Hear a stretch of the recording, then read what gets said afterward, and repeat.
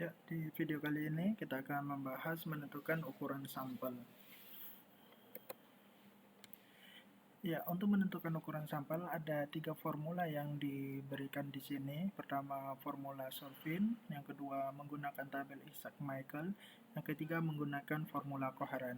Di masing-masing formula ini ada kelebihan dan kekurangan masing-masing, dan 3 ini bukan merupakan batasan, tapi ada banyak lagi formula untuk menentukan ukuran sampel. Nah, kita bahas mengenai ketiga ini pada kesempatan ini. Oke, yang pertama formula Slovin. Oke, rumus formula Slovin adalah ukuran sampel yang dibutuhkan itu sama dengan ukuran populasi keseluruhan dibagi dengan 1 ditambah ukuran populasi keseluruhan dikali E atau tingkat kesalahan yang dapat diterima dikuadratkan. Jadi E kuadrat. E ini biasanya 0,05. Pada formula ini bisa dilihat untuk formula ini membutuhkan yang namanya ukuran populasi keseluruhan. Jadi ukuran populasi keseluruhannya harus sudah diketahui. Oke. Sebagai contoh, misalnya Anda seorang peneliti ingin menentukan ukuran sampel yang dibutuhkan untuk menginvestigasi penggunaan obat tertentu di antara pasien di sebuah rumah sakit besar. Populasi pasien di rumah sakit tersebut mencapai 10.000 orang. Anda ingin tingkat kesalahan yang dapat diterima adalah 5%, berarti E-nya adalah 0,05. Maka gunakanlah di sini untuk menemukannya menggunakan rumus Slovin N sama dengan N per 1 tambah N dikali E kuadrat, di mana N-nya adalah 10.000 orang. Ya. N-nya adalah 10.000 orang. Kita masukkan 10.000 per 1 tambah 10.000 dikali 0,05 kuadrat. Nah, dari perhitungan ini kita dapatkan 384,6 minimal sampel yang harus dipenuhi. Maka ini minimal sampel yang harus kita penuhi adalah 385. Oke, yang berikutnya adalah menggunakan tabel Isaac dan Michael.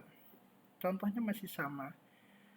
Misalkan Anda seorang peneliti farmasi yang ingin menentukan ukuran sampel yang dibutuhkan untuk menginvestigasi penggunaan obat tertentu di antara pasien di sebuah rumah sakit besar, populasi pasien di rumah sakit mencapai 10.000 orang, Anda ingin tingkat kesalahan yang dapat diterima adalah 5%. Nah, berikut ini adalah contoh dari tabel Isaac-Michael.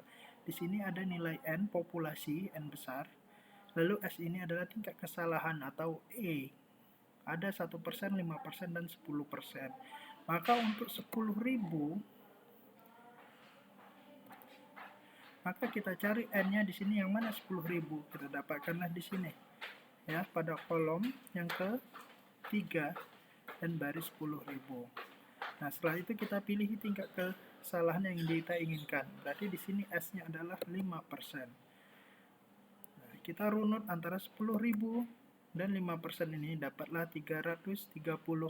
Berarti minimal sampel berdasarkan tabel Isaac-Michael, minimal untuk populasi 10.000 orang adalah 336. Yang berikutnya adalah formula koheren. Untuk formula koheren, di sini kita tidak menemukan N besar atau populasi itu tidak perlu diketahui. Tapi perlu yang diketahui adalah perkiraan proporsi karakteristik yang sedang dipelajari dalam populasi. Rumusnya adalah N sama dengan Z kuadrat dikali P dikali Q per D kuadrat. Di mana N adalah ukuran sampel yang dibutuhkan, Z adalah nilai sesuai dengan tingkat kepercayaan yang diinginkan. Untuk Z 1,96, untuk tingkat kepercayaan 95%, nilai Z-nya adalah 1,96. P adalah proporsi, jadi ini perkiraan berapa peluangnya. Q adalah komplement dari P, berarti rumus Q adalah 1 dikurang P. Sedangkan D adalah margin of error yang diinginkan. D sama dengan 0,05, berarti ini 5%. Oke, contohnya. Misalkan seorang peneliti farmasi ingin menentukan ukuran sampel yang dibutuhkan untuk mengukur prevalensi penggunaan obat tertentu di antara pasien dengan penyakit tertentu di sebuah rumah sakit. Peneliti ingin tingkat kepercayaannya 95% dengan margin of error sebesar 5%. Nah, berdasarkan data sebelumnya, perkiraan proporsi pasien yang menggunakan obat tersebut adalah 0,05. Oke, kita gunakan rumus Cohen ini. N sama dengan Z kuadrat kali P kali Q per D kuadrat. Oke, Z kuadratnya untuk tingkat kepercayaan 95% tadi itu adalah 1,96. Dikuadratkan dikali P-nya adalah 50. Q-nya adalah 1 dikurang 50. Maksud saya, P-nya adalah 0,5.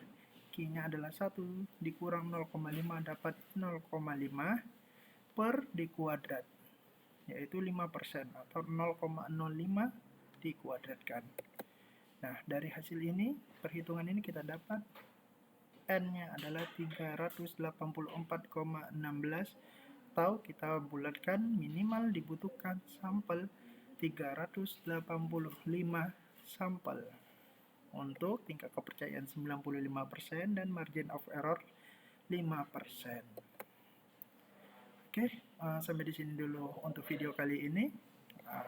Sampai jumpa, terima kasih atas perhatiannya.